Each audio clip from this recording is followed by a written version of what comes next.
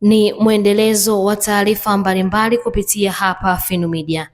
Naibu Waziri wa Uchukuzi Dr. David Kihenzile amefanya ziara yake katika bandari ya Kalema iliyopo mkoani Katavi kwa ajili ya kufanya ukaguzi wa meli 4 za mizigo zinazofanya safari zake kutokea Tanzania kuelekea Kongo DRC na kushukuru serikali kwa kuendelea kuboresha miundombinu ya bandari ikiwemo barabara inayotokea Bwila mpaka Kalema yenye urefu wa kilomita 112. Ziara hiyo imefanyika leo Februari 21, 2026. Naibu Waziri ameipongeza Mamlaka ya Bandari Tanzania kwa kuendelea kushirikiana na wawekezaji kutokea nchi nyingine ikiwemo kampuni kubwa kutokea nchini China na kuendelea na ujenzi wa meli nyingine ambazo zina uwezo wa kubeba mzigo wa tani takribani 2000.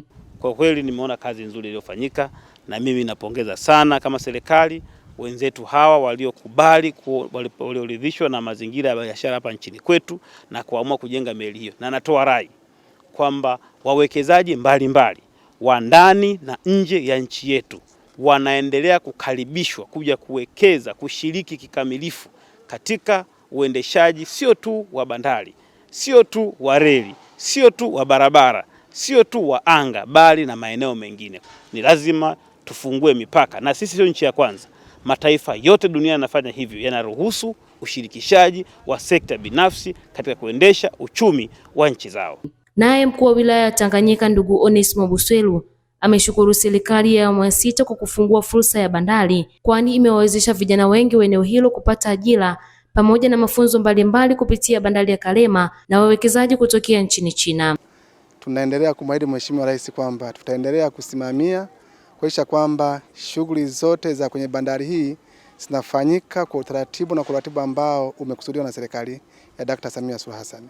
Tumeshuhudia katika miradi hii ambayo ni ya ujenzi wa meli hapa, wa Tanzania wa maeneo haya ya Kalema, Tanganyika wakipata ajira katika kipindi chote ambacho meli zimejengwa. Takribani wananchi 40 vijana wamepata kazi katika kushughulika na mradi huu wa ujenzi wa meli. Kama atakuwepo Mtanzania na beza ujenzi wa meli hizi, atakuwa anawakosea sana Tanzania ambao wamepata ajira katika eneo hili. Lakini pia tunashuhudia ajira katika upakiaji na ushushaji wa mizigo. Leo umeona kwamba bandari hii ina meli ya kutoka Burundi na makaa ya mawe ndani ametoka Songea. Sasa shughuli hizi nazo zaidi ya watu takriban 20 wamepata fursa za ajira. Kwa unapoizungumzia bandari ya Kalema inavyoendelea kufungwa, Mheshimiwa Rais, ni fursa kwa Tanzania, ni fursa kwa vijana. Tunaendelea kuomba endelee kudumisha amani ya bandari hii na utulivu katika bandari hii, lakini endelee kuchapa kazi na ishara tuhakikishie kwamba hata barabara kutoka Kagura kuja Kalema wakandarasi wale wanafanya kazi. Tumepita pia sisi tumekagua, tumeona ambavyo wanapambana kuifanya hii kazi. Madaraja yanajengwa, makaravati yanajengwa, lakini kazi ya kunyanyua tuta barabara kutoka Kalema kutoka Kasekese kuja hapa nayo inafanyika. Mwisho wa yote tuone kwamba Tanganyika tuwakaribisha watu kuja kuwekeza.